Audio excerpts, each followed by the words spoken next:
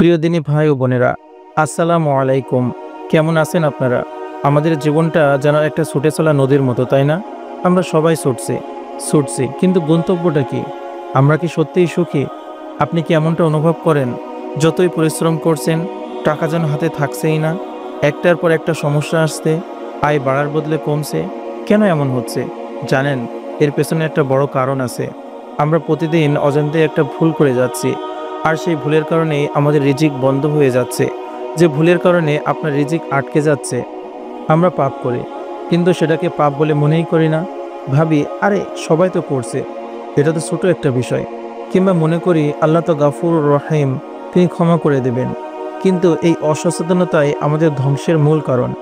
আল্লাহ তাআলা পবিত্র কোরআনে সূরা তালাকের 2 ও 3 নম্বর আয়াতে বলেছেন, যে ব্যক্তি আল্লাহকে ভয় করে, আল্লাহ তার জন্য বিপদ থেকে বেরিয়ে আসার পথ তৈরি করে দেবেন, আর তাকে এমন জায়গা থেকে রিজিক দেবেন যা সে কল্পনাও করতে পারে না। এ থেকে আমরা কি শিখলাম? রিজিক আসে আল্লাহর ভীতি থেকে। আর যখনই এই ভয় আমরা হারিয়ে ফেলি, তখন রিজিকের দরজাও বন্ধ হয়ে যায়। কোন ভুলগুলো আমরা করছি? চলুন এবার দেখি কোন কোন ছোট ছোট ভুল আমাদের রিজিক আটকে দিচ্ছে। নামাজ কাজা করা। আমরা নামাজ কাজা করি, কিন্তু পাত্তা দিই না। অন্যের হক নষ্ট করা, কথা দিয়ে সময় মতো না আসা, টাকা ধার নিয়ে ফেরত না দেওয়া, গীবত ও মিথ্যা বলা, অন্যের নামে বদনাম করা, মিথ্যা কথা বলা, হিংসা করা, অন্যের ভালো দেখে মনে মনে কষ্ট পাওয়া। আমরা এগুলোকে তেমন কোনো পাপ বলেই মনে করি না, কিন্তু বিশ্বাস করুন, এগুলোই হচ্ছে সেই একটি ভুল, আল্লাহকে ভুলে যাওয়া। এর ফলে আপনার রিজিকের দরজা ধীরে ধীরে বন্ধ হয়ে যাচ্ছে। অনেক সময় দেখা যায় ব্যবসা ভালো চলছিল, হঠাৎ করে ধসে পড়ল। চাকরি ছিল, একদিন চলে গেল। বাড়িতে সুখ ছিল, কিন্তু শুধু অভাব আর অশান্তি। তখন আমরা ভাবি নজর লাগছে, ভাগ্য খারাপ। কিন্তু কেউ কি ভেবে দেখেছি, আমি কি কোথাও আল্লাহকে ভুলে গেছি? মনে রাখবেন, রিজিক শুধু টাকা নয়। রিজিক হলো সুস্থতা, মানসিক শান্তি, পারিবারিক ভালোবাসা, সম্মান এবং সময়।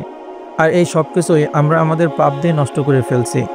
সমাধানের উপায়: যদি সত্যিই চান আল্লাহ আপনার রিজিকের দরজা খুলে দিন, তাহলে আজই একটা কাজ শুরু করুন। নিজেকে পরিশুদ্ধ করুন, আপনার ভিতরের মানুষটাকে পরিষ্কার করুন, নামাজ ঠিক করুন। প্রতিদিন 5 ওয়াক্ত নামাজ জামাতের সাথে আদায় করার চেষ্টা করুন। কোরআন পড়ুন, প্রতিদিন একটুখানি হলেও কোরআন তেলাওয়াত করুন। ক্ষমা চান, যদি কাউকে কষ্ট দিয়ে থাকেন তার কাছে ক্ষমা চান।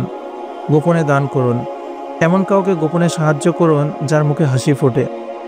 আপনি যদি একটি ভুল অর্থাৎ পাপকে হালকাভাবে নেওয়া থেকে নিজেকে রক্ষা করতে পারেন, ইনশাআল্লাহ আল্লাহ আপনার রিজিকের দরজা এমনভাবে খুলে দেবেন যা আপনি কল্পনাও করতে পারেননি।